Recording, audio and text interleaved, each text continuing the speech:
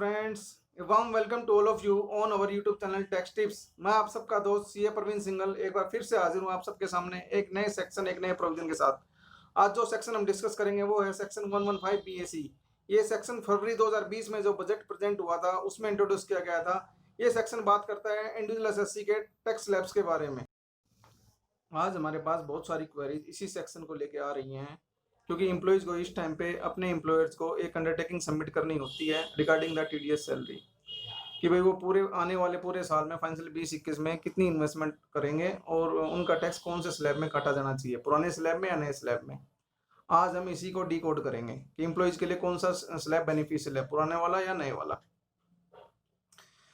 हमारे से स्पेसिफिकली दो क्वेश्चन पूछे जा रहे हैं कि हमें कौन सा स्लैब सेलेक्ट करना चाहिए, दूसरा अगर एक बार हमने स्लैब सेलेक्ट कर लिया तो क्या उसको हम चेंज कर सकते हैं या नहीं।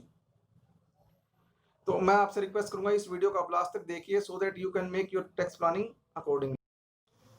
पहले हम दोनों स्लैब डिस्कस करते हैं, उसके बाद हम कुछ सैलरी स्ट्रक्चर लेने की कोशिश करेंगे जिसके अकॉर्डिंग हम डिसाइड कर पाएंगे कि किस स्तर में कौन सा स्लैब बेनिफिशियल है। जो ओल्ड स्लैब है वो कहता है 0 से 2.5 लाख 0%, 2.5 लाख से 5 लाख 5%, 5 लाख से 10 लाख 20% और मोर देन 20 लाख 30%।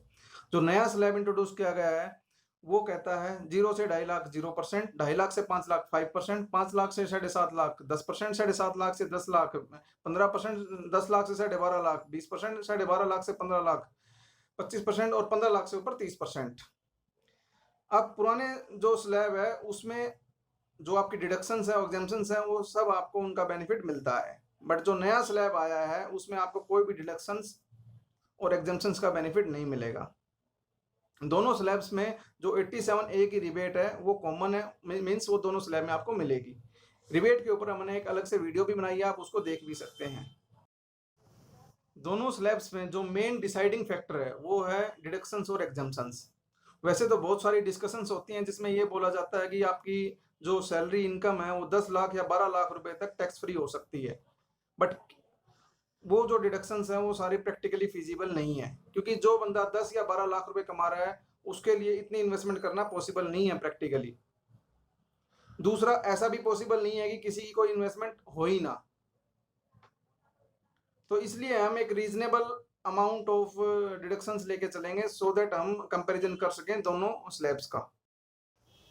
प्रैक्टिकली मैं मान के चलता हूं किसी भी पर्सन की ऑलमोस्ट 2.5 लाख रुपीज की डिडक्शंस क्लेम हो ही जाती हैं, जिसमें 50,000 रुपए की स्टैंडर्ड डिडक्शन कवर्ड है और कुछ 80C की डिडक्शंस क्लेम हो जाती हैं। 80C में कुछ आइटम तो ऐसे हैं जो कि आपकी ऑटोमेटिकली आपके कवर्ड हो जाते हैं, जैसे ट्यूशन फीस या फिर पीएफ डिडक्शन।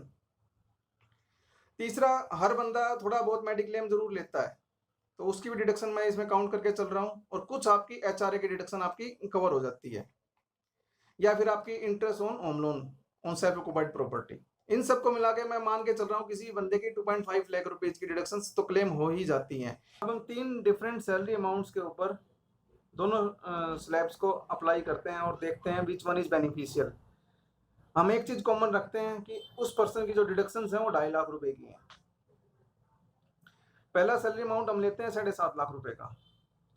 अगर किसी पर्सन की 7.5 लाख रुपए की सैलरी इनकम है और 2.5 लाख रुपए डिडक्शंस हैं, तो पुराने स्लैब में उसका जो टैक्स निकल के आएगा वो होगा 0 अमाउंट, और नए स्लैब में जो उसका टैक्स अमाउंट निकल के आएगा वो होगा 37,500 रुपए का।